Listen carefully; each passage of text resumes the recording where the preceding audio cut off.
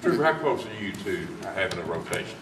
Really close. And again, because of this offense and the guys that have been here, I know what they can do. And then these young guys have stepped up and made some plays, so I feel pretty good about what they got going on. So now that we've got a starting quarterback and getting the timing down with routes and things like that, it's really improved a bunch. And so we're getting to the point where we can narrow down and say, this guy's running this play, this guy's running that play, how we're going to get the ball to this kid. So it's really shaping up for us. Can you give us any idea of who's playing where? And here's the answer to the question, to be honest. Because we do it based off the routes, now we'll start out with, who's a 9 and who's that, but they learn concepts, guys. It's not tied into what position they are as far as more so as it is to where they are in the lineup, as far as the formation. Does that make sense? Because you can see Trevon as an outside receiver, but he'll be an inside guy for this play, and then he'll be in the boundary for that play.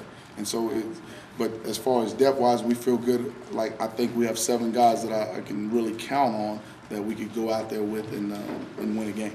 Who are those 7, Coach? 7 guys. Good Lord, you would put me on the spot. With depth chart-wise, Emery, D'Lo, Trevon. You feel good about Javonte Stallworth, even though he's a little short and comes off with a limp. He's still my man. And Quindarius Carr. And then I feel good about Jalen Denson and CJ. So if we can get those guys lined up, we're going to be fine. Y'all ask all the tough questions, man. Javonte is someone that kind of goes under the radar, doesn't get talked about a lot. I mean, what's he done to kind of keep himself in the rotation, keep himself in the conversation? He don't make mistakes. I mean, anytime you hear them refer to a guy as crafty, he's the guy that's going to play because he's smart. He understands the game. He's a quarterback in high school. We love those type of athletes that you can put just about anywhere and they're going to know what to do. And he's like Cody Burns was for me last year. He was a catch-all. If one of those guys aren't doing right, I can stick him out there and he'll take over for us.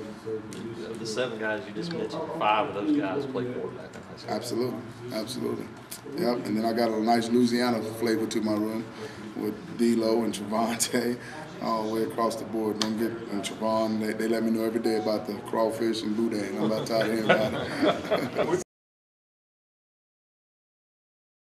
This many young guys, does it help to be able to rotate them in there so nobody has to get really tired? Well, that's the plan. That's the plan. You don't want, with them being young, when they start getting tired, their fundamentals start going down.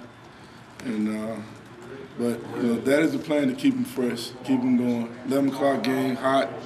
We want to try to play as many of them as we can. Amen. Talk about Blackson. I mean, he's a guy that didn't have very much experience at all. And, how has he come along in playing defensive tackle? He's come along. He's made strides. He missed a little time, but he's made strides. But he's a work in progress. That's the thing about Blackson is, he hadn't played it, and the thing, they don't know what you taught him.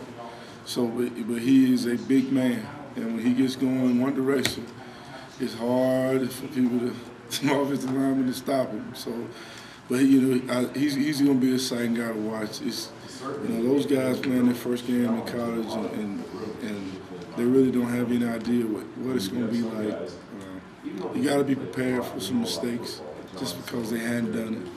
But as long as they bring the effort and they're trying to do what we ask them to do, I think they'll be fine. I think, it's going to be a learning process during the season for them. It's going to be some shortcomings for them just because they hadn't done it before. But overall, I think they'll be fine. They got to learn from their mistakes. What do you really need to see from a freshman that makes you comfortable knowing that he could go on the field? Number one, he's got to know what to do, and that's the biggest challenge for a freshman, is just to be able to know who to block on a consistent basis, because we've got some kids that got some ability, but their natural God-given ability can't take over if they don't know what to do all the time, because they play hesitant and tentative, and that's the last thing that I want. So there are a couple of guys that still have a ways to go in that regard. Beyond that, I want to see a kid that's just confident enough that he can step out there and play in front of 100,000 people and it not bother him. And you don't necessarily know that for sure till you get a kid out there. But I think often just the way a kid carries himself, you get a pretty good idea for it. Those are the 2 biggest things, because if they're going to play as a freshman, they're going to have to be pretty tough and they're going to have to be pretty talented. but they got to learn what to do, and they got to be confident enough that they can step out there and they can do it anywhere against anybody.